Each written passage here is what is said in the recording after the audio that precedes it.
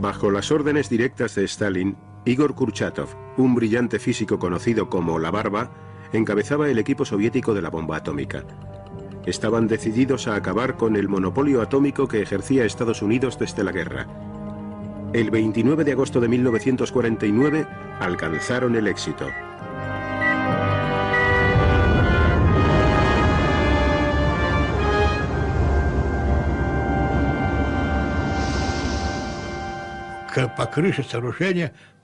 Llegó la onda de choque y tocó en el techo del búnker. 1, 2. Como si fuera el genio de la lámpara liberado por nosotros, nos daba una palmadita y las gracias por haberle liberado de su largo cautiverio. Era el inicio de la carrera nuclear.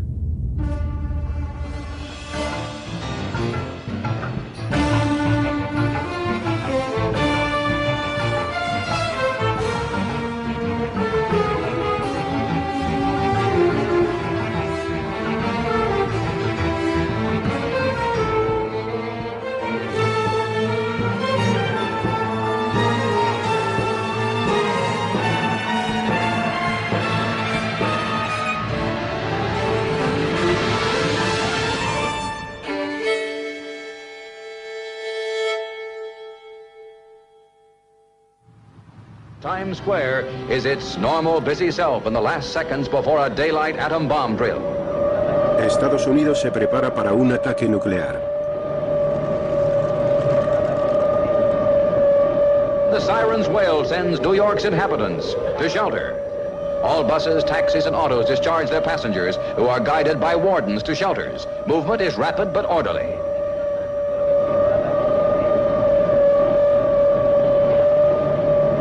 Housewives draw shades and turn off gas before proceeding to shelter zones in their own buildings.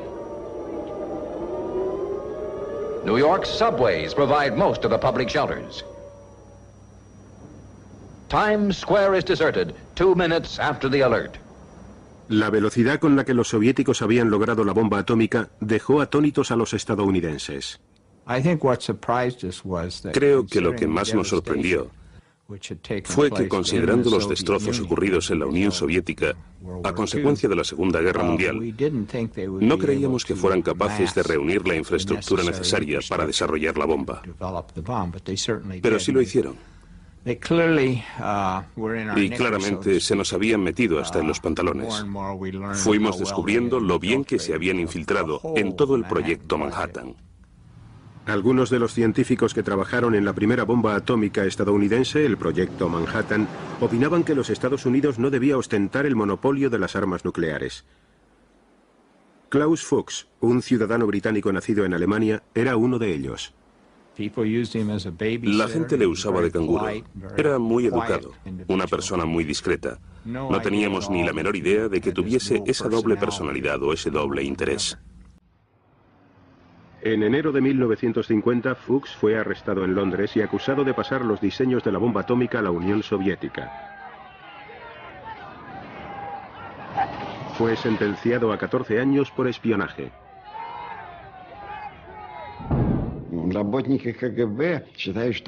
Los agentes de la KGB creían que habían traído todos los planos y los científicos simplemente copiaron la información que les trajeron. Los científicos dijeron que los datos de espionaje eran muy importantes. Los ingenieros mostraron menos entusiasmo. Dijeron, ¿y qué si tenemos la información? ¿Cómo hacerla? ¿Cómo usarla? Eso no estaba claro. Estados Unidos acudió a sus científicos para recuperar la ventaja. En los laboratorios nucleares de Los Álamos planificaron la bomba de hidrógeno.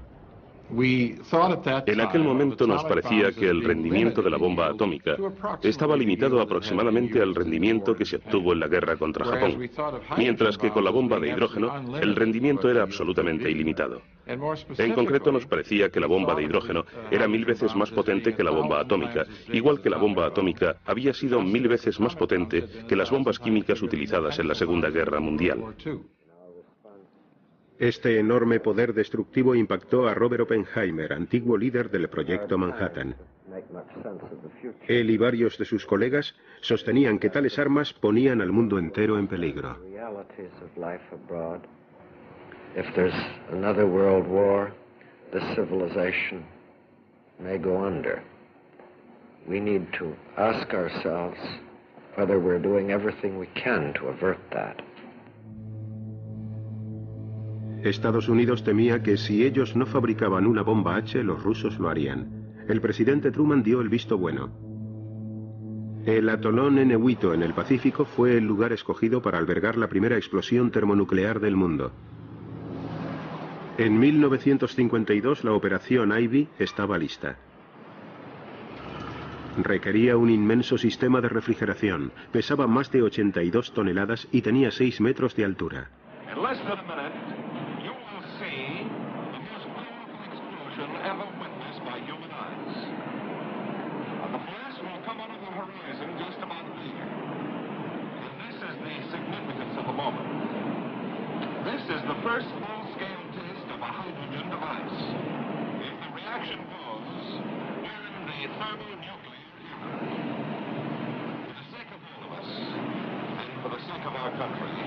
I know that you join me in wishing this expedition well. It is now 30 seconds to zero time. Put on goggles or turn away. Do not remove goggles or face burst until 10 seconds after the first light. Minus 10 seconds. 9, 8, 7, 6, 5, 4, 3, 2, 1, T0. El 1 de noviembre de 1952, la primera bomba de hidrógeno del mundo explotó con una fuerza equivalente a más de 10 millones de toneladas de TNT. 1000 veces la potencia de la bomba lanzada sobre Hiroshima. Uno no sabe lo que es el calor hasta que sientes el de una bomba de hidrógeno de 10 megatones. No para. El calor va subiendo más y más. Y empiezas a preocuparte, aunque estés a unos 30 kilómetros de distancia. Por supuesto, la isla entera desapareció, lo cual fue muy impresionante, y la laguna entera tenía un color blanco lechoso. Luego nos pidieron que fuésemos a recoger muestras, así que nos subimos a una lanchita con unos cubos y fuimos hacia el cráter cogiendo el material radiactivo para llevárselo a los químicos y que lo analizaran, y así poder establecer el rendimiento. Pero éramos jóvenes y fue muy divertido. Mientras Estados Unidos desarrollaba la bomba de hidrógeno, una guerra convencional había estallado en Asia. Korea is a small country, thousands of miles away. But what is happening there is important to every American.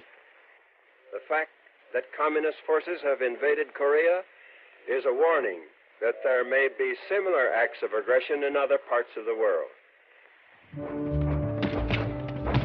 El Congreso aprobó un aumento de 40.000 millones de dólares en el presupuesto de defensa. Truman, reacio a volver a utilizar armas nucleares en Asia, luchó contra los comunistas de Corea con armas convencionales.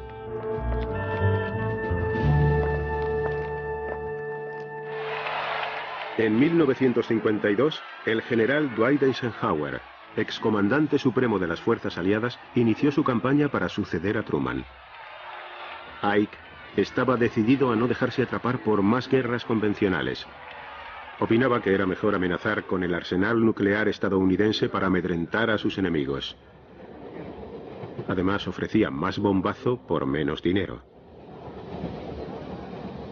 Se le advirtió a Moscú que si proseguían las agresiones podría haber una gran represalia. En 1954 Rusia estaba cambiando. Stalin había muerto y existía una lucha por el poder entre Nikita Khrushchev y Georgi Malenkov. Маленков сказал, что мы должны предостеречь человечество. Malenkov decía, debemos alertar a nuestro pueblo y a toda la humanidad de que la guerra nuclear amenaza a todos con la aniquilación. Hay que evitarla a toda costa.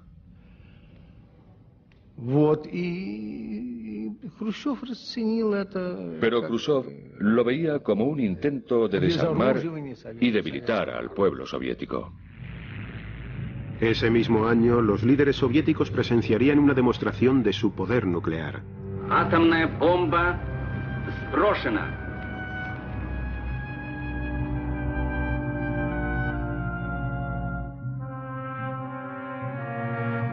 Una bomba atómica de 20 kilotones fue lanzada sobre unas maniobras militares en Totskoye, en los Urales.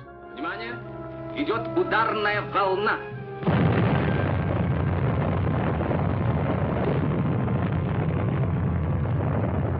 Al explotar la bomba, las tropas avanzaron sobre la zona radioactiva. El Ejército Rojo se preparaba para la guerra nuclear.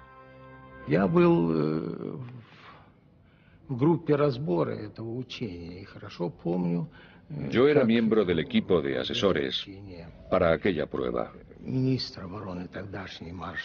Recuerdo muy bien cómo el mariscal Bulganin, ministro de Defensa, dijo que las armas nucleares no eran tan aterradoras como habían advertido los imperialistas.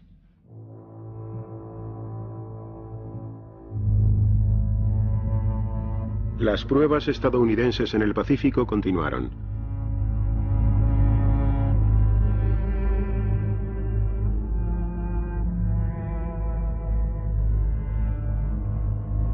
En 1954, la Gamba debía explotar con una fuerza de unos 5 megatones, pero los cálculos eran erróneos. El viento propagó la radioactividad mucho más lejos de lo esperado. No estábamos preparados para tanta potencia, de modo que la zona de alcance fue mucho mayor. Y por desgracia, había un pesquero japonés, creo que se llamaba el Dragón de la Suerte, sobre el que cayó parte de la radiactividad. No tenían ninguna información de qué era aquello, y estaban muy lejos. Y antes de poder enviarles la información, o detectarle siquiera, algunos tripulantes sufrieron los efectos de la radiación. Los pescadores se encontraban a más de 130 kilómetros de distancia cuando se vieron engullidos por una nube de polvo radioactivo. Una vez más, los japoneses han sido envenenados con las cenizas de la muerte, titulaba un periódico japonés.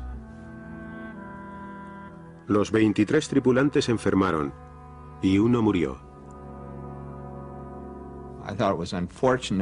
Me pareció una desgracia que unos seres humanos hubiesen resultado afectados, pero la gente sufre daños con toda clase de cosas. No entiendo por qué la reacción del público fue tan grande. Tal vez porque la prensa tiene un efecto tremendo sobre la opinión pública. Pero no era solo la prensa. Un excientífico de Los Álamos también estaba preocupado.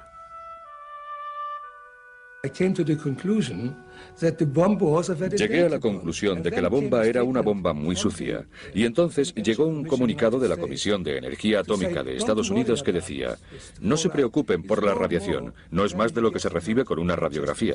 Resulta que yo sabía cuánto se recibe con una radiografía y me alarmé muchísimo. Varios de los principales científicos del mundo compartían esta preocupación. Junto al filósofo británico Bertrand Russell, pusieron sus nombres en un manifiesto. There lies before us, if we choose, continual progress in happiness, knowledge, and wisdom. Shall we instead choose death, because we cannot forget our quarrels? We appeal as human beings to human beings. Remember your humanity and forget the rest. If you can do so, the way lies open to a new paradise. If you cannot, there lies before you the risk of universal death.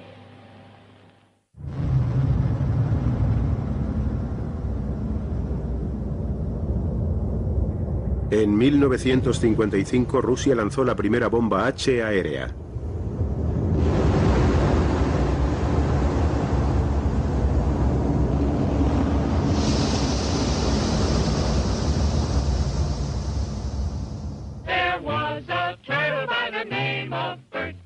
Bert the turtle was very alert. When danger threatened him, he never got hurt.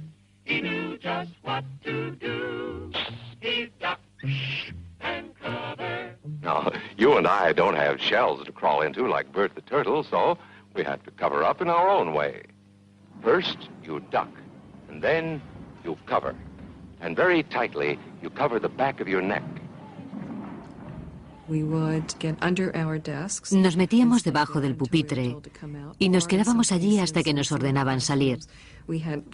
O en algunos casos, en algunas clases, había guardarropas a un lado y entrábamos, cogíamos el abrigo, salíamos al pasillo y literalmente nos acurrucábamos contra la pared. Remember what to do, friends. Now tell me right out loud. What are you supposed to do when you see the flash?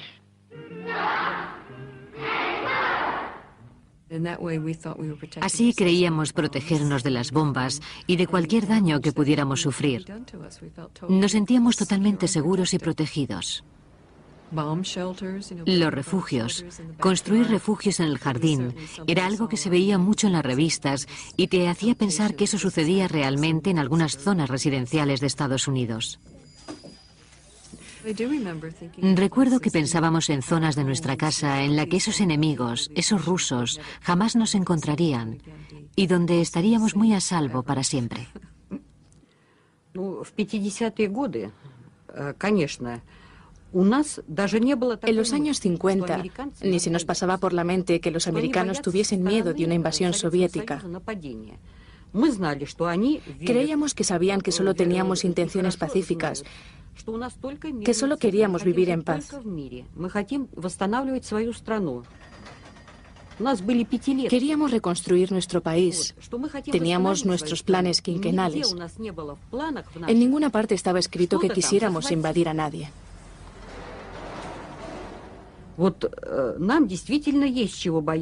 Creíamos que nosotros sí teníamos algo que temer, porque ellos eran capitalistas y eso era algo terrible para nosotros. Creíamos que le chupaban la sangre a los trabajadores. Ni se nos pasaba por la mente que los americanos tuviesen miedo de nosotros. En el verano de 1955, las grandes potencias se reunieron en Ginebra. La delegación rusa estaba encabezada por el mariscal Bulganin y Nikita Khrushchev.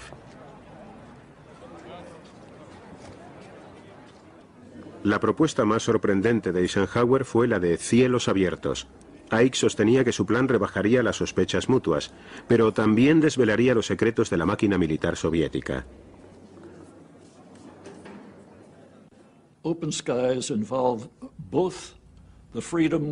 Cielos abiertos contemplaba la libertad para sobrevolar al enemigo y observar, fotografiar y observar lo que pasaba, así como el intercambio de planos, como dijo Eisenhower, de los programas militares de ambos bandos.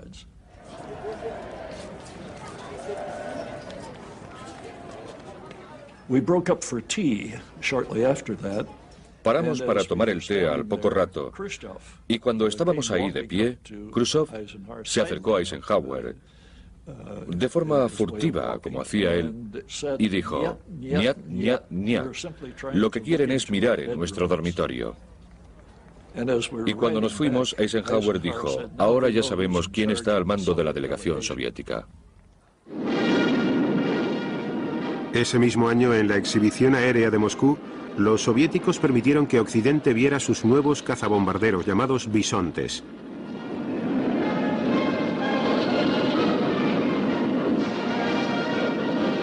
Además, por encima volaban 10 aviones de largo alcance Tu-95, capaces de llevar una bomba nuclear hasta Estados Unidos.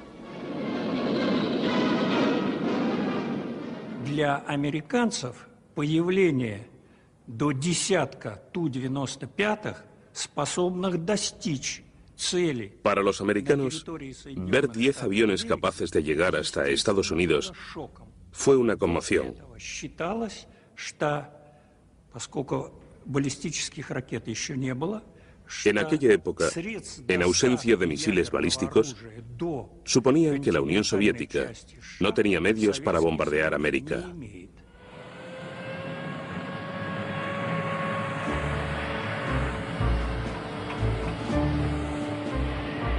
En respuesta al miedo por el desequilibrio de bombarderos, Ike dobló la producción de los B-52. Estados Unidos necesitaba saber cuánta era la diferencia en realidad.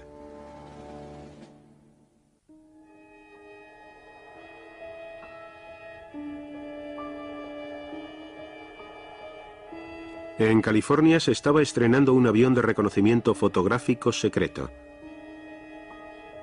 Estaba diseñado para volar a 17.000 pies fuera del alcance de los cazas y los misiles antiaéreos. Era el U-2. Controlados por la CIA, estos largos vuelos sobre territorio soviético suponían un riesgo evidente, pero la información que podían obtener sería vital. Ike se la jugó. En uno de los vuelos que hice, pasé por el Engels, la llamada base Engels, y para mi gran sorpresa y alegría, estaba llena de bombarderos Bisonte. Supe al instante que había descubierto que sí había un desequilibrio de bombarderos, que aquella debía ser la foto más importante jamás tomada por un piloto de reconocimiento. Bueno, me esperaba recibir la medalla de honor del Congreso al aterrizar. Pero resultó que la foto que había sacado no era de una parte de toda la flota rusa de bombarderos, sino que era de toda la flota rusa de bombarderos. Y en realidad no había ningún desequilibrio. Estaban todos en esa base al mismo tiempo. Khrushchev, por aquella época, llegó a la conclusión de que los misiles eran el arma del futuro y que los buques de guerra se estaban quedando obsoletos, que los bombardeos se estaban quedando obsoletos, que debíamos concentrar todo en los misiles. Y como dijo una vez, ha llegado el momento de producir misiles como salchichas.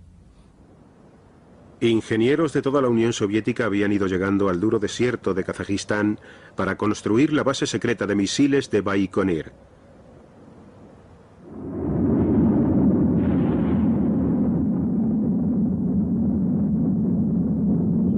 El 15 de mayo de 1957 empezaron a probar el primer misil balístico intercontinental del mundo, un ICBM. Teníamos que guardar un secreto tan estricto que no podíamos mencionar la palabra misiles ni entre nosotros mismos. Lo llamábamos el mecanismo, el producto. Lo llamábamos querido. Ese romanticismo nos ayudaba a vivir, a seguir adelante. Producir misiles era solo el primer paso. El siguiente sorprendería al mundo entero.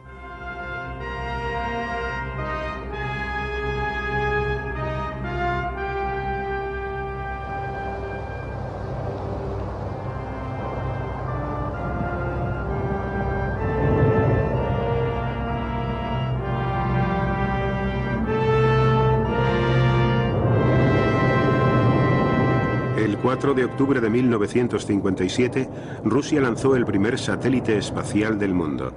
Lo llamaron Sputnik, compañero de viajes de la Tierra.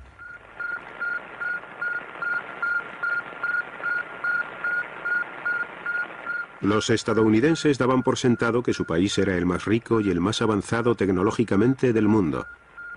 Ahora, con el Sputnik en la órbita de la Tierra, todo eso cambió. Rusia había ganado la primera prueba de la carrera espacial. Por todas partes, ojos y oídos se volvieron hacia el cielo.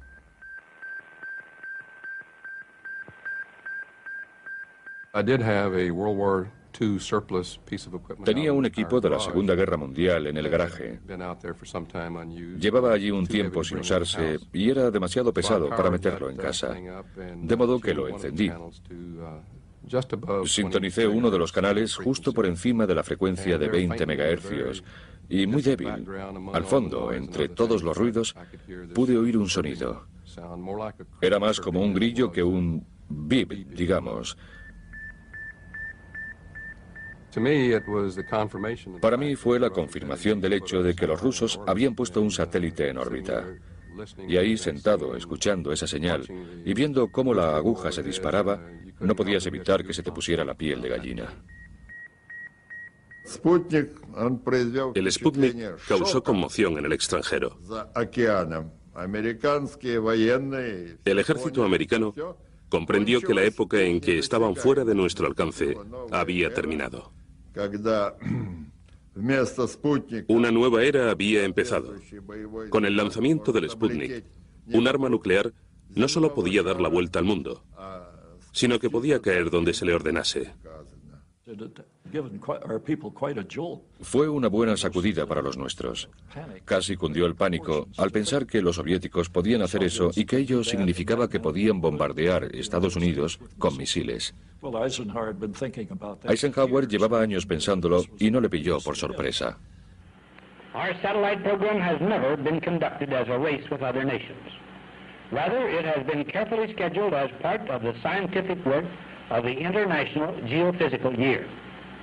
I consider our country's satellite program to be well designed and properly scheduled to achieve the scientific purposes for which it was initiated. Los críticos de Eisenhower alegaron que con su lentitud había concedido ventaja al enemigo. This government needs to start telling the truth to the American people. Quit kidding ourselves and quit trying to fool our friends and our neighbors.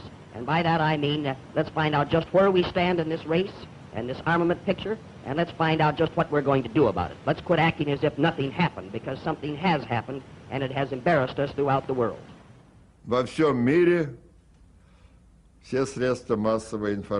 Los medios de comunicación de todo el mundo estaban embargados de emoción porque el hombre había podido llegar al espacio.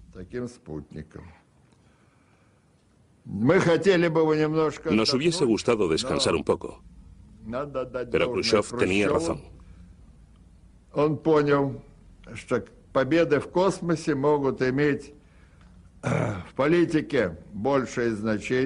Comprendió que las victorias en el espacio podían tener mayor importancia en política que la amenaza de un palo con una bomba nuclear en la punta. En menos de un mes Rusia tenía preparado el Sputnik 2. Esta vez llevaba un pasajero, la perra Laika. La opinión pública estadounidense estaba dividida entre el miedo a los misiles soviéticos y la preocupación por la seguridad de la perra, que ellos llamaban Curly. We can only pray in this time of aloneness and suffering for Curly that God will be merciful and speed the end. This voiceless cry of mercy as this satellite spans the earth should be long remembered as a symbol of the torture the animal world must go through. And I don't mean to be facetious at all, but something to be remembered is that there's a female up there circling Mother Earth.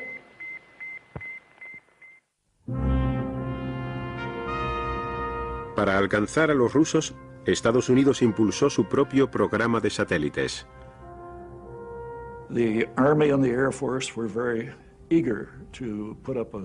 El ejército y las fuerzas aéreas estaban ansiosos por lanzar un satélite. Eisenhower dudaba sobre sus propuestas y decidió llamar a la Marina para que fabricase un nuevo satélite llamado Vanguard, y que solo estaría dedicado a fines civiles y pacíficos. And so at the sunrise hour of the launching day, the U.S. scientists realize the world is watching and waiting. Success or failure will bring equal headlines. That is one price of greatness. And the Americans who swept this one out at Cape Canaveral know their fledgling is on the spot.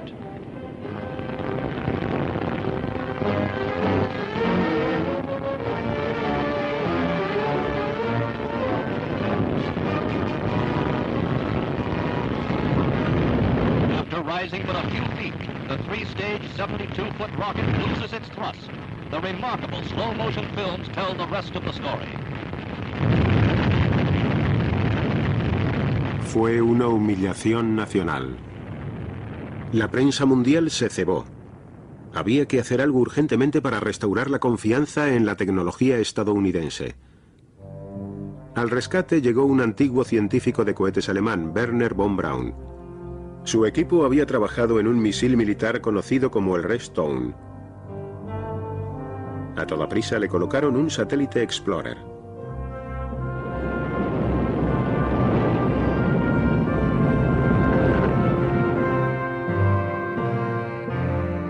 Funcionó. La carrera espacial era entre el capitalismo y el comunismo, una competición que Occidente temía que estuviese ganando Rusia.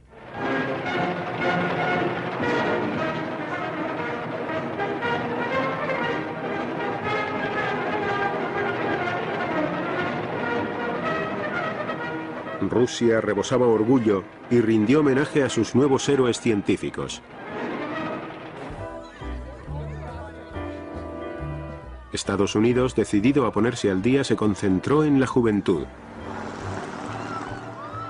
Muy pocos alumnos estudiaban ciencias o ingeniería. Demasiados se apuntaban a carreras más blandas. Se aprobó la Ley de Educación de Defensa Nacional. Como consecuencia, mi exmarido se hizo ingeniero, mi hermano se hizo ingeniero. La mayoría de las personas que conocía en mi pequeño entorno se hicieron ingenieros. Después de aquello se pasaron a otras cosas, pero estábamos muy condicionados a la hora de pensar que eso era lo que debíamos hacer. En 1959, el vicepresidente Richard Nixon inauguró la Exposición Nacional de Estados Unidos en Moscú. Intentó impresionar a Khrushchev con los avances estadounidenses en la televisión en color. There are some instances where you may be ahead of us. For example, in the development of the thrust of your rockets for the investigation of outer space. There may be some instances, for example, color television, where we're ahead of you. But in order for both of us to benefit, you see, you never concede anything.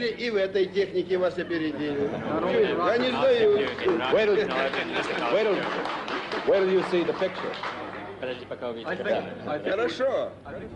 Khrushchev visitó Estados Unidos. Era el primer líder comunista en ser invitado.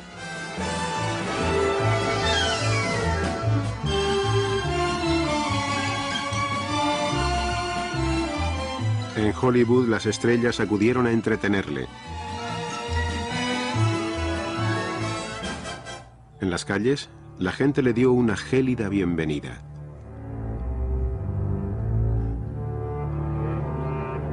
Los últimos días de la visita los pasó con Eisenhower en Camp David. Ambos dijeron que estaban dispuestos a frenar la carrera armamentística. A Eisenhower le resultaba difícil apoyar una reducción. El pueblo norteamericano estaba convencido de que el desequilibrio de misiles favorecía a Rusia. Ike dudaba del desequilibrio real que había. Los aviones espía U-2 habían estado buscando misiles y habían encontrado muy pocos. Necesitábamos la información que nos traía el U-2, ya que los rusos lo llevaban todo en secreto. Era el país más grande del mundo y no tenía ni turistas ni nada. Necesitábamos un medio especial para saber cosas. El piloto Gary Powers fue escogido para una de las misiones de espionaje más largas y peligrosas de la historia. Despegaría desde Pakistán y volaría hacia el norte atravesando Rusia. Su ruta le haría pasar sobre unas nuevas y mejoradas defensas antiaéreas. Nada más entrar el U-2 en territorio soviético, el radar ruso lo detectó. Los cazas MiG despegaron, pero no podían llegar tan alto. Se dio la orden de disparar los nuevos misiles S-75.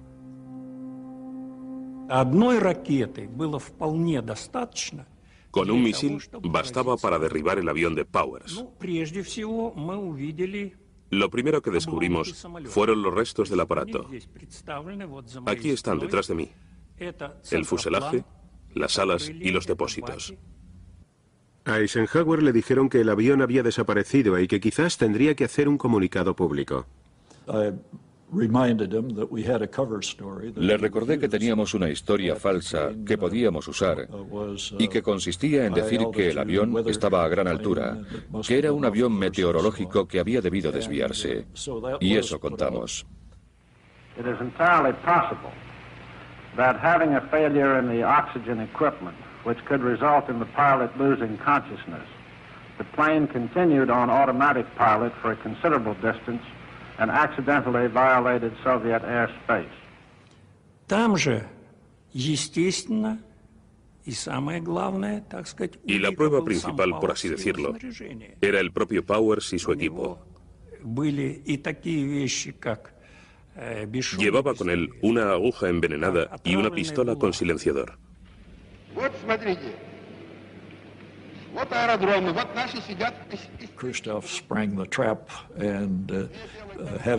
Khrushchev había puesto una trampa y nos había pillado. Dijo que no solo tenía el avión, sino que tenía al piloto, que no era un avión desviado, que estaba en su curso, que no era un avión meteorológico, que era un avión espía, que lo sabía todo y que exigía una disculpa de Estados Unidos. It appears that endeavoring to obtain information now concealed behind the Iron Curtain, a flight over Soviet territory was probably undertaken by an unarmed civilian U-2 plane. Khrushchev gathered us around him, and he said, "Look, Khrushchev nos reunió y dijo: Mirad, vamos a adoptar una postura muy dura, porque si no, el público no lo comprenderá.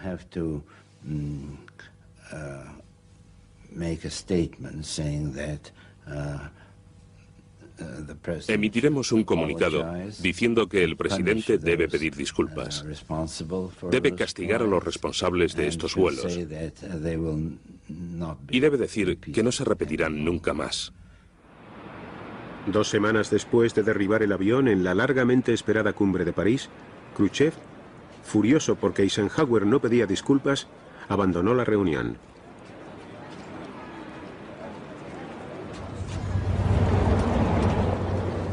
La cumbre se vino abajo.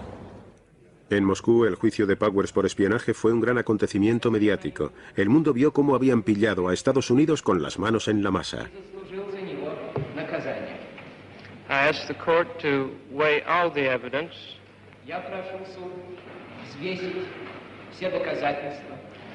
and take into consideration not only the fact that I committed the crime,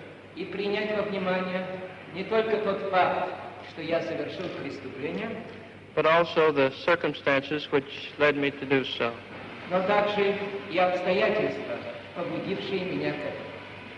Powers fue condenado a 10 años de cárcel. Khrushchev temía que los vuelos del U-2 hubiesen destapado el farol de su superioridad en los misiles.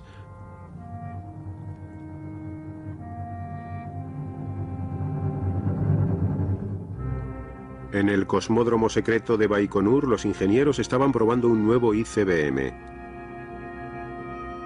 Al mando estaba el mariscal Nedelin. Había una gran urgencia por crear un nuevo misil. Las órdenes son las órdenes. Todos obedecían las órdenes. Sobre todo porque Nedelin vigilaba muy de cerca ese proyecto. Se quedó ahí un mes entero supervisando los trabajos. Se sentaba en una silla plegable delante del cohete y metiendo prisa a la gente. Más rápido, más rápido.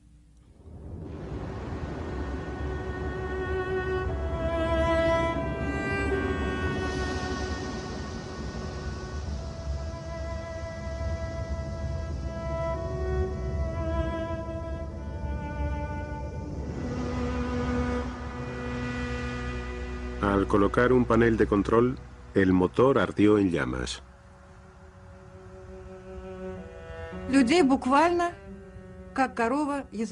Una lengua de fuego envolvió a la gente. Caían como antorchas humanas desde lo alto del cohete. Los que estaban cerca del cohete murieron al instante. No quedó prácticamente nada.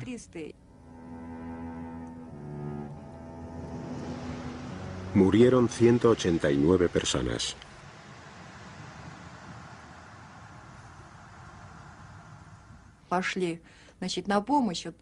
Cuando la gente de mi departamento acudió en su ayuda, lo único que encontraron del mariscal Nedelin era su estrella de mariscal.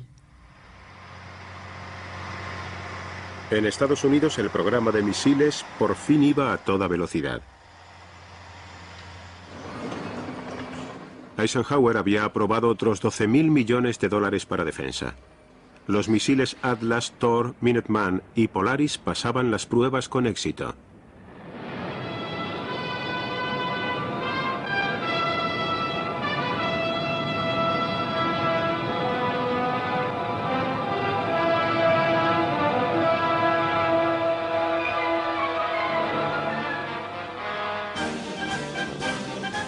...1961... la banda toca en honor de un nuevo presidente. A lo largo de toda la campaña electoral, John Kennedy atacó a los republicanos por su débil postura ante el comunismo, y en concreto por el desequilibrio de misiles que, según él, Eisenhower había permitido. Kennedy prometió que sus expertos en defensa solucionarían el problema. Yo apenas sabía la diferencia entre un arma nuclear y un arma convencional. Pero tuve un contacto y un aprendizaje muy rápidos, ya que un elemento clave en la campaña electoral que acababa de ganar el presidente Kennedy era la carga de los demócratas, incluido el presidente Kennedy, acusando a Eisenhower de permitir el desequilibrio de misiles, de permitir a los soviéticos, mediante la pasividad americana, construir una fuerza de misiles superior. De modo que, evidentemente, mi primera responsabilidad como secretario de Defensa era cuantificar ese desequilibrio e iniciar las acciones para reducirlo.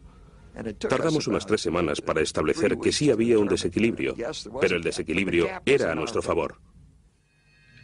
Si bien iba a remolque en la carrera de los misiles, a Rusia le quedaba un as bajo la manga: Yuri Gagarin. Desde las 5 de la madrugada no paraba de pensar: ahora le están despertando, ahora se está vistiendo, está comiendo, ahora se está subiendo al autobús de camino a la plataforma.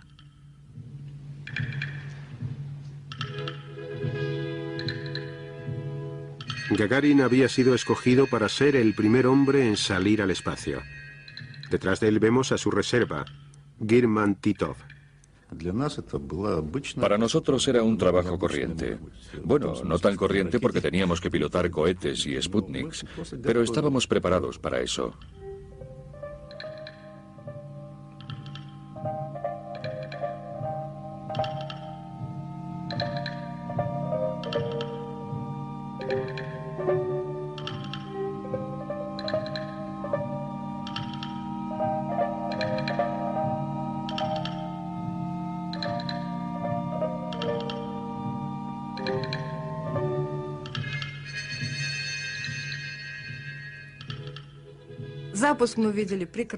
Pudimos ver el lanzamiento muy bien. Al principio el cohete empezó a moverse muy poquito y de repente, salió disparado, directo al cielo. Fue de una belleza increíble, sobre todo para nosotros, que tanto esfuerzo habíamos puesto en el proyecto.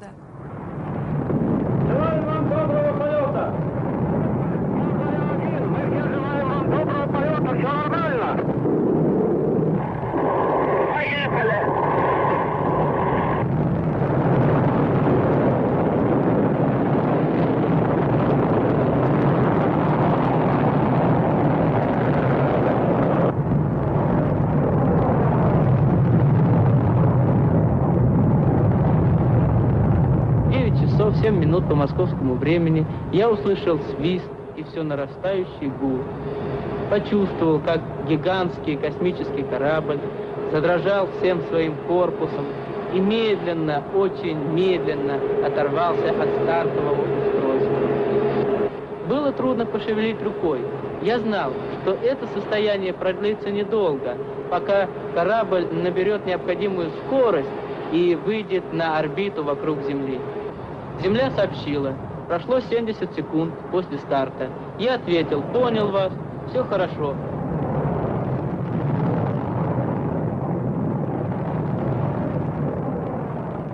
Gagarin dio la vuelta a la Tierra. El vuelo había durado 108 minutos.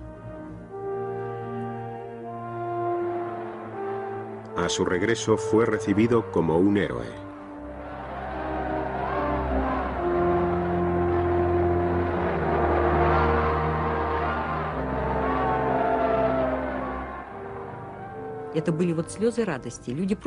Había lágrimas de alegría. La gente besaba desconocidos en las calles y Gagarin era el amor de todo el mundo. Él y su sonrisa. Todavía guardo su fotografía.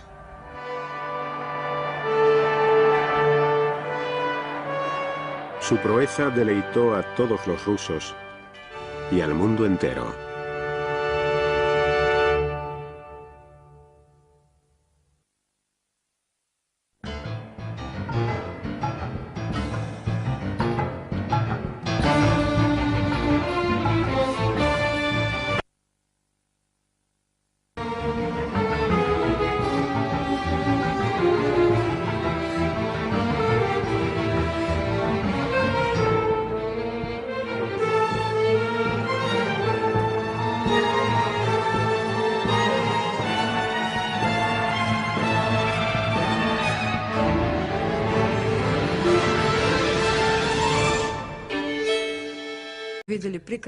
Pudimos ver el lanzamiento muy bien.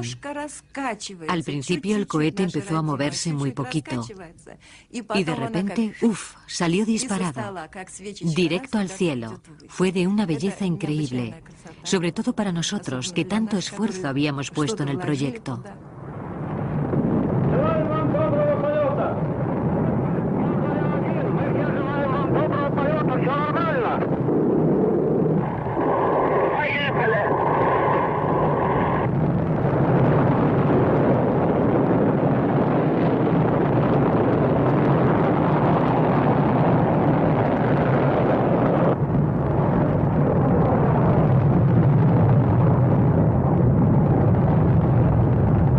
Часов 7 минут по московскому времени я услышал свист и все нарастающий гул.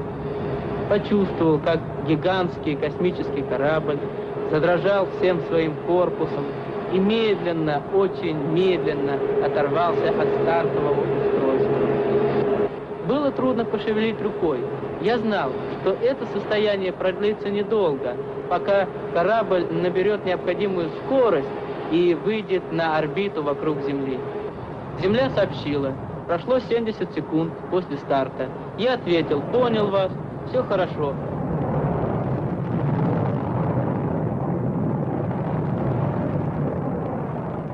Gagarin dio la vuelta a la Tierra. El vuelo había durado 108 minutos.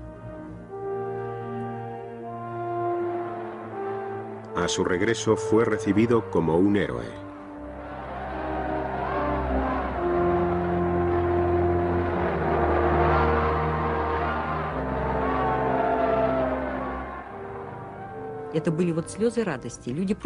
Había lágrimas de alegría. La gente besaba desconocidos en las calles y Gagarin era el amor de todo el mundo. Él y su sonrisa. Todavía guardo su fotografía.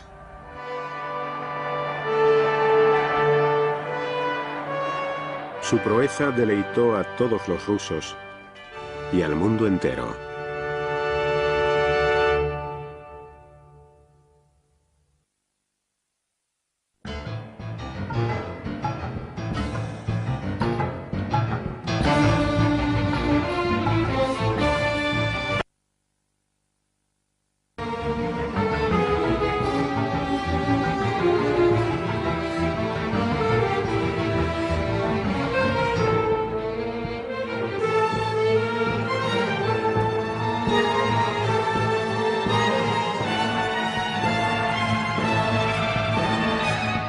Mi primera responsabilidad como secretario de Defensa era cuantificar ese desequilibrio e iniciar las acciones para reducirlo. Tardamos unas 3 semanas para establecer que sí había un desequilibrio, pero el desequilibrio era a nuestro favor. Si bien iba a remolque en la carrera de los misiles, a Rusia le quedaba un as bajo la manga: Yuri Gagarin. Desde las 5 de la madrugada no paraba de pensar, ahora le están despertando, ahora se está vistiendo, está comiendo, ahora se está subiendo al autobús de camino a la plataforma.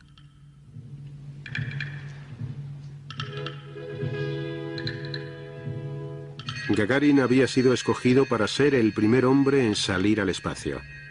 Detrás de él vemos a su reserva, Girman Titov.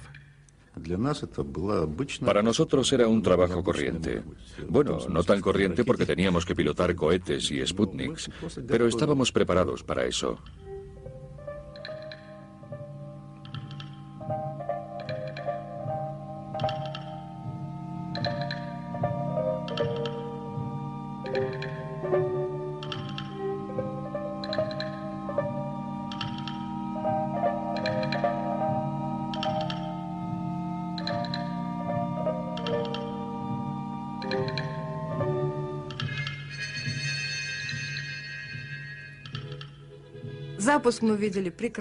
Pudimos ver el lanzamiento muy bien. Al principio el cohete empezó a moverse muy poquito y de repente, salió disparado, directo al cielo. Fue de una belleza increíble, sobre todo para nosotros que tanto esfuerzo habíamos puesto en el proyecto.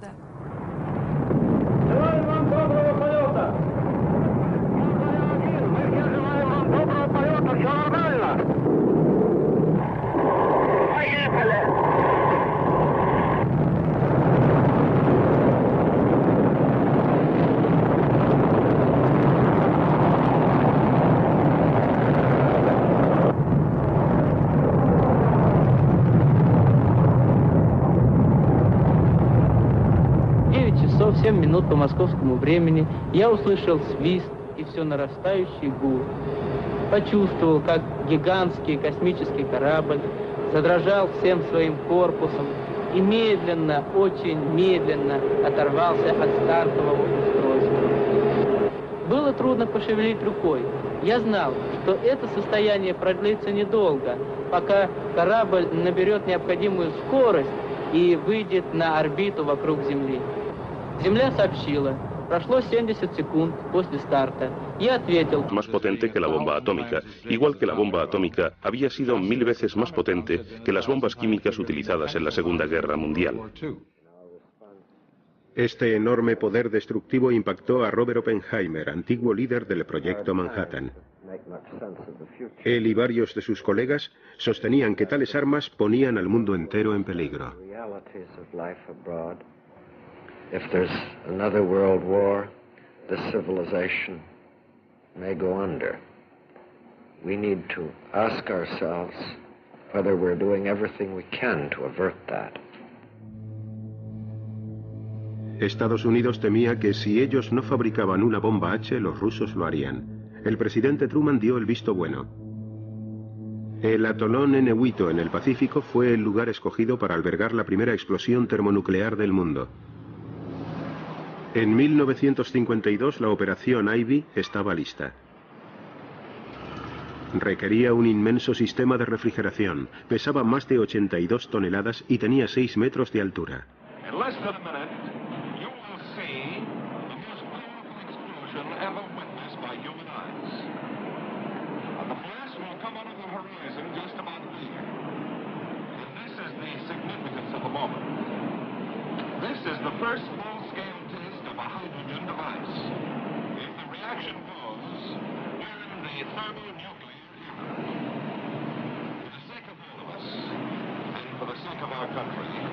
I know that you join me in wishing this expedition well. It is now 30 seconds to zero time. Put on goggles or turn away. Do not remove goggles or face burst until 10 seconds after the first light. Minus 10 seconds. 9er, 8, 7, 6, 5er, 4, 3, 2, 1, T0. El 1 de noviembre de 1952, la primera bomba de hidrógeno del mundo explotó con una fuerza equivalente a más de 10 millones de toneladas de TNT. 1000 veces la potencia de la bomba lanzada sobre Hiroshima. Uno no sabe lo que es el calor hasta que sientes el de una bomba de hidrógeno de 10 megatones. No para. El calor va subiendo más y más. Y empiezas a preocuparte, aunque estés a unos 30 kilómetros de distancia. Por supuesto, la isla entera desapareció, lo cual fue muy impresionante, y la laguna entera tenía un color blanco lechoso. Luego nos pidieron que fuésemos a recoger muestras, así que nos subimos a una lanchita con unos... No, la banda toca en honor de un nuevo presidente. A lo largo de toda la campaña electoral, John Kennedy atacó a los republicanos por su débil postura ante el comunismo, y en concreto por el desequilibrio de misiles que, según él, Eisenhower había permitido. Kennedy prometió que sus expertos en defensa solucionarían el problema. Yo apenas sabía la diferencia entre un arma nuclear y un arma convencional, pero tuve un contacto y un aprendizaje muy rápidos, ya que un elemento clave en la campaña electoral que acababa de ganar el presidente Kennedy era la carga de los demócratas, incluido el presidente Kennedy, acusando a Eisenhower de permitir el desequilibrio de misiles, de permitir a los soviéticos, mediante la pasividad americana, construir una fuerza de misiles superior. De modo que, evidentemente, mi primera responsabilidad como secretario de Defensa era cuantificar ese desequilibrio e iniciar las acciones para reducirlo. Tardamos unas 3 semanas para establecer que sí había un desequilibrio, pero el desequilibrio era a nuestro favor. Si bien iba a remolque en la carrera de los misiles, a Rusia le quedaba un as bajo la manga: Yuri Gagarin. Desde las 5 de la madrugada no paraba de pensar: ahora le están despertando, ahora se está vistiendo, está comiendo, ahora se está subiendo al autobús de camino a la plataforma.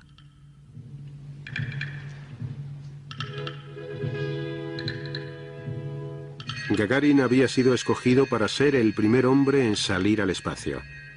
Detrás de él vemos a su reserva, German Titov. Para nosotros era un trabajo corriente. Bueno, no tan corriente porque teníamos que pilotar cohetes y Sputniks, pero estábamos preparados para eso.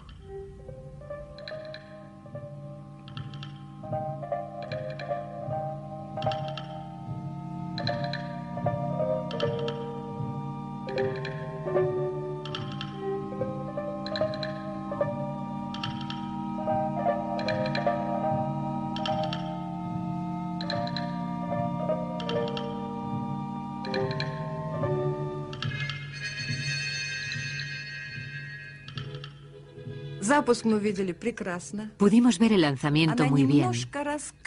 Al principio el cohete empezó a moverse muy poquito y de repente, salió disparado, directo al cielo. Fue de una belleza increíble, sobre todo para nosotros que tanto esfuerzo habíamos puesto en el proyecto.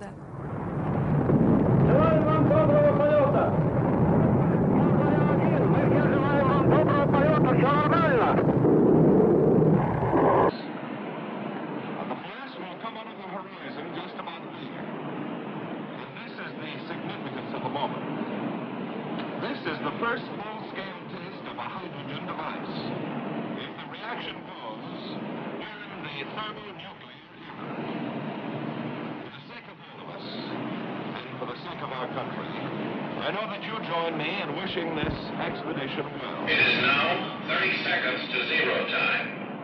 Put on goggles or turn away. Do not remove goggles or face burst until 10 seconds after the first light. Minus 10 seconds. 9er, 8, 7, 6, 5er, 4, 3, 2, 1, T0. El 1 de noviembre de 1952, la primera bomba de hidrógeno del mundo explotó con una fuerza equivalente a más de 10 millones de toneladas de TNT. 1000 veces la potencia de la bomba lanzada sobre Hiroshima. Uno no sabe lo que es el calor hasta que sientes el de una bomba de hidrógeno de 10 megatones. no para. El calor va subiendo más y más. Y empiezas a preocuparte, aunque estés a unos 30 kilómetros de distancia. Por supuesto, la isla entera desapareció, lo cual fue muy impresionante, y la laguna entera tenía un color blanco lechoso. Luego nos pidieron que fuésemos a recoger muestras, así que nos subimos a una lanchita con unos cubos y fuimos hacia el cráter cogiendo el material radiactivo para llevárselo a los químicos y que lo analizaran, y así poder establecer el rendimiento. Pero éramos jóvenes y fue muy divertido. Mientras Estados Unidos desarrollaba la bomba de hidrógeno, una guerra convencional había estallado en Asia. Korea is a small country, thousands of miles away. But what is happening there is important to every American. The fact that communist forces have invaded Korea is a warning that there may be similar acts of aggression in other parts of the world. El Congreso aprobó un aumento de $40.000 millones en el presupuesto de defensa. Truman, reacio a volver a utilizar armas nucleares en Asia, luchó contra los comunistas de Corea con armas convencionales.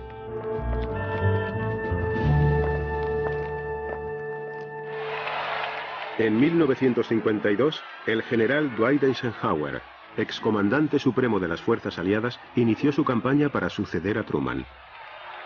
Ike estaba decidido a no dejarse atrapar por más guerras convencionales. Al explotar la bomba, las tropas avanzaron sobre la zona radioactiva. El Ejército Rojo se preparaba para la guerra nuclear.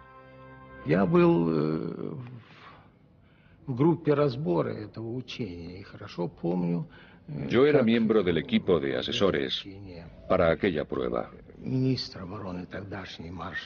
Recuerdo muy bien cómo el mariscal Bulganin, ministro de Defensa,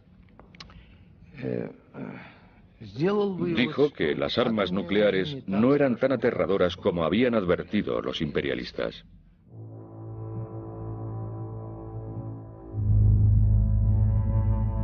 Las pruebas estadounidenses en el Pacífico continuaron.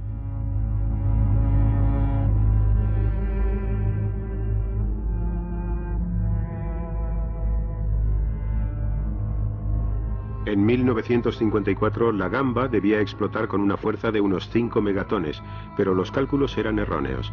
El viento propagó la radioactividad mucho más lejos de lo esperado. No estábamos preparados para tanta potencia, de modo que la zona de alcance fue mucho mayor. Y por desgracia, había un pesquero japonés, creo que se llamaba el Dragón de la Suerte, sobre el que cayó parte de la radiactividad. No tenían ninguna información de qué era aquello, y estaban muy lejos. Y antes de poder enviarles la información, o detectarle siquiera, algunos tripulantes sufrieron los efectos de la radiación. Los pescadores se encontraban a más de 130 kilómetros de distancia cuando se vieron engullidos por una nube de polvo radioactivo. Una vez más, los japoneses han sido envenenados con las cenizas de la muerte, titulaba un periódico japonés. Los 23 tripulantes enfermaron y uno murió. Me pareció una desgracia que unos seres humanos hubiesen resultado afectados, pero la gente sufre daños con toda clase de cosas. No entiendo por qué la reacción del público fue tan grande. Tal vez porque la prensa tiene un efecto tremendo sobre la opinión pública. Pero no era solo la prensa. Un excientífico de Los Álamos también estaba preocupado.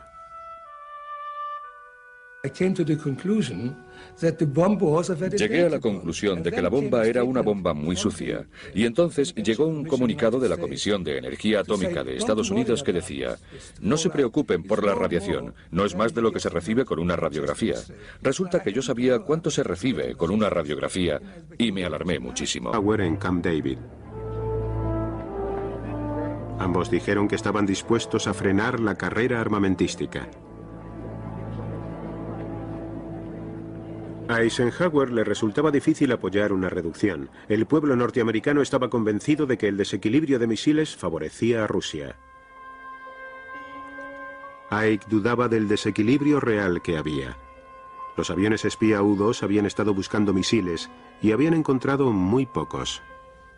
Necesitábamos la información que nos traía el U-2, ya que los rusos lo llevaban todo en secreto. Era el país más grande del mundo y no tenía ni turistas ni nada. Necesitábamos un medio especial para saber cosas. El piloto Gary Powers fue escogido para una de las misiones de espionaje más largas y peligrosas de la historia. Despegaría desde Pakistán y volaría hacia el norte atravesando Rusia. Su ruta le haría pasar sobre unas nuevas y mejoradas defensas antiaéreas. Nada más entrar el U-2 en territorio soviético, el radar ruso lo detectó. Los cazas MiG despegaron, pero no podían llegar tan alto. Se dio la orden de disparar los nuevos misiles S-75.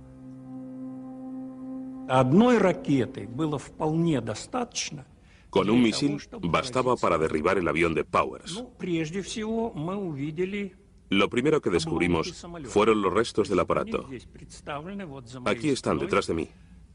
El fuselaje, las alas y los depósitos. A Eisenhower le dijeron que el avión había desaparecido y que quizás tendría que hacer un comunicado público. Le recordé que teníamos una historia falsa que podíamos usar y que consistía en decir que el avión estaba a gran altura, que era un avión meteorológico que había debido desviarse. Y eso contamos. It is entirely possible that having a failure in the oxygen equipment, which could result in the pilot losing consciousness, the plane continued on automatic pilot for a considerable distance and accidentally violated Soviet airspace. Там же, естественно, и самое главное, так сказать, y la prueba principal, por así decirlo, era el propio Powers y su equipo. Были и такие вещи, как Llevaba con él una aguja envenenada y una pistola con silenciador.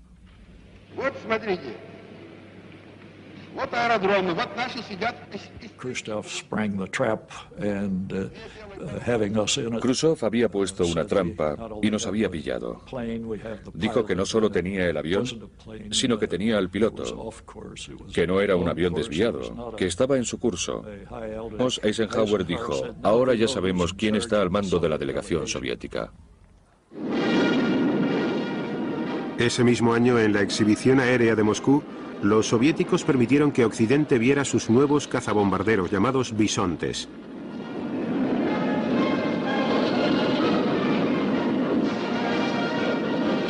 Además, por encima volaban 10 aviones de largo alcance Tu-95, capaces de llevar una bomba nuclear hasta Estados Unidos. Для американцев появление до десятка Ту-95 способных достичь цели. Para los americanos, ver 10 aviones capaces de llegar hasta Estados Unidos fue una conmoción. Считалось, что поскольку баллистических ракет еще не было, en aquella época, en ausencia de misiles balísticos, suponían que la Unión Soviética no tenía medios para bombardear América.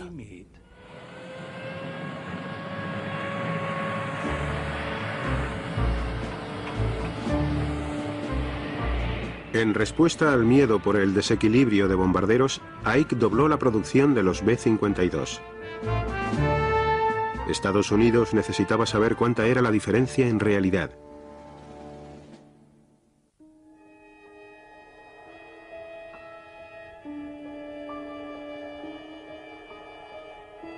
En California se estaba estrenando un avión de reconocimiento fotográfico secreto. Estaba diseñado para volar a 17.000 pies fuera del alcance de los cazas y los misiles antiaéreos. Era el U-2.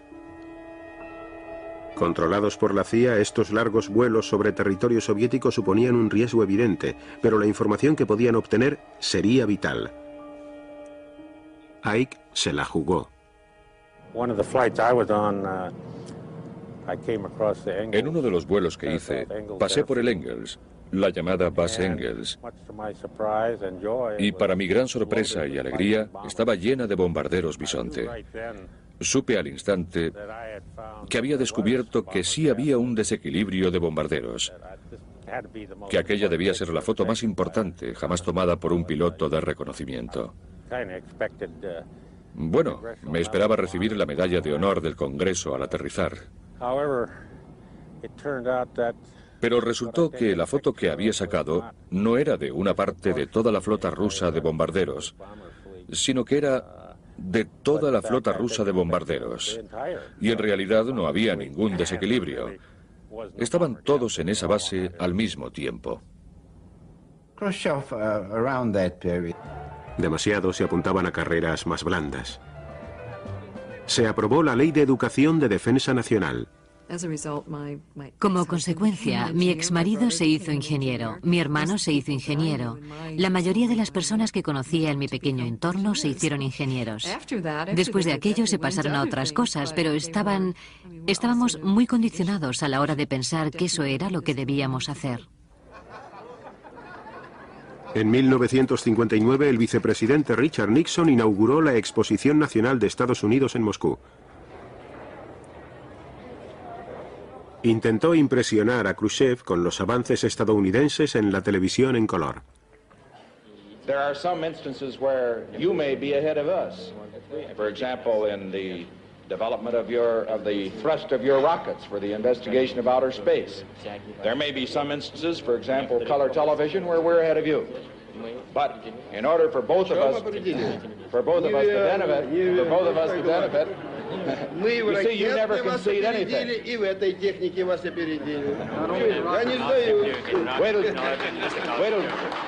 till you see the picture. Khrushchev visitó Estados Unidos. Era el primer líder comunista en ser invitado.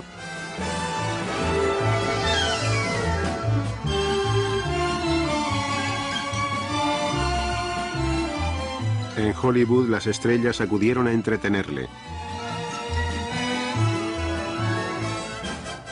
En las calles, la gente le dio una gélida bienvenida.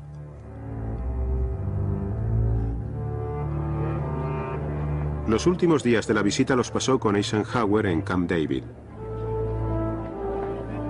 Ambos dijeron que estaban dispuestos a frenar la carrera armamentística.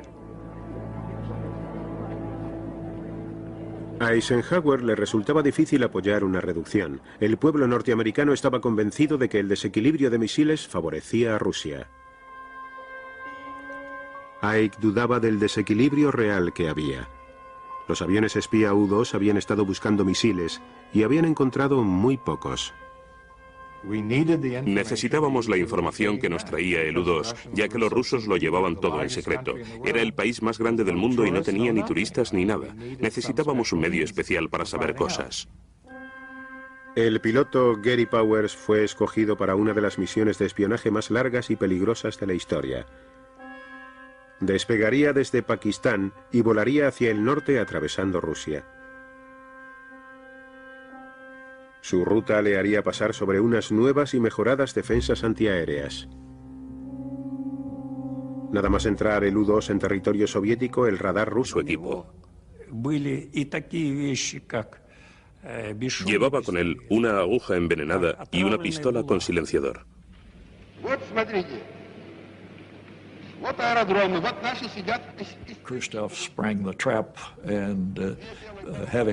Khrushchev había puesto una trampa y nos había pillado.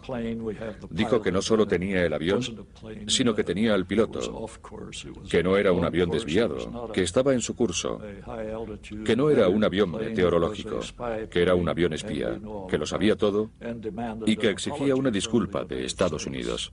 It appears that endeavoring to obtain information now concealed behind the Iron Curtain, a flight over Soviet territory was probably undertaken by an unarmed civilian U-2 plane.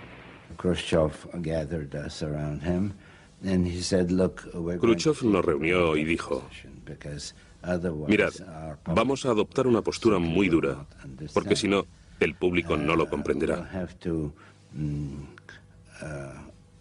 Make a statement saying that Emitiremos un comunicado diciendo que el presidente debe pedir disculpas. Debe castigar a los responsables de estos vuelos. Y debe decir que no se repetirán nunca más. 2 semanas después de derribar el avión en la largamente esperada cumbre de París, Khrushchev, furioso porque Eisenhower no pedía disculpas, abandonó la reunión.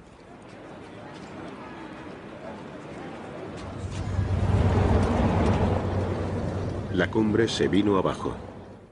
En Moscú, el juicio de Powers por espionaje fue un gran acontecimiento mediático. El mundo vio cómo habían pillado a Estados Unidos con las manos en la masa. I ask the court to weigh all the evidence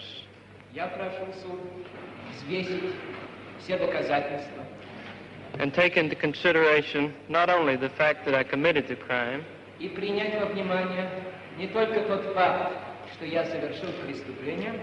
but also the circumstances which led me to do so.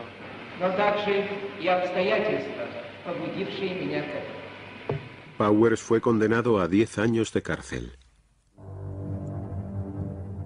Khrushchev temía que los vuelos del U-2 hubiesen destapado el farol de su superioridad en los misiles.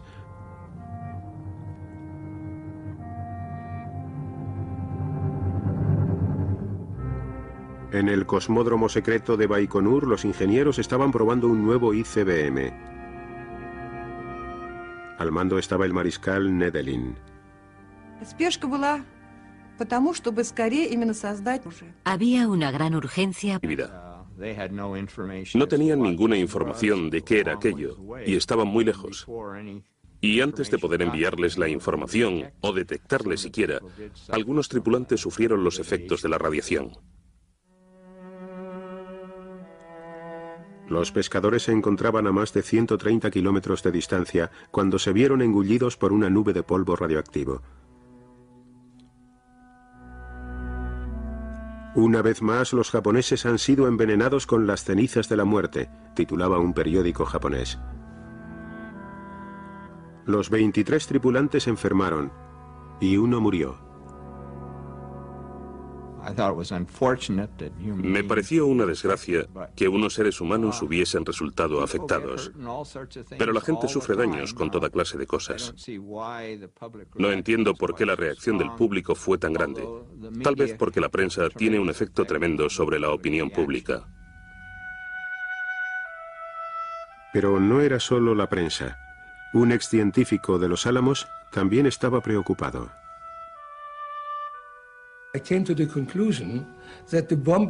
Llegué a la conclusión de que la bomba era una bomba muy sucia. Y entonces llegó un comunicado de la Comisión de Energía Atómica de Estados Unidos que decía: no se preocupen por la radiación, no es más de lo que se recibe con una radiografía. Resulta que yo sabía cuánto se recibe con una radiografía y me alarmé muchísimo. Varios de los principales científicos del mundo compartían esta preocupación. Junto al filósofo británico Bertrand Russell, pusieron sus nombres en un manifiesto. There lies before us, if we choose, continual progress in happiness, knowledge, and wisdom. Shall we instead choose death, because we cannot forget our quarrels? We appeal as human beings to human beings. Remember your humanity and forget the rest. If you can do so, the way lies open to a new paradise. If you cannot, there lies before you the risk of universal death.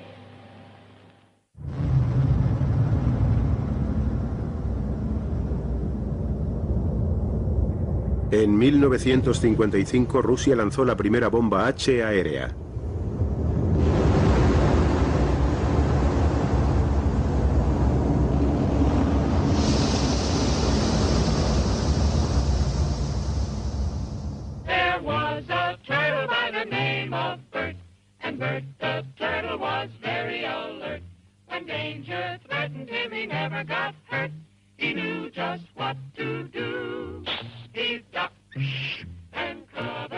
Now, you and I don't have shells to crawl into like Bert the Turtle, so we have to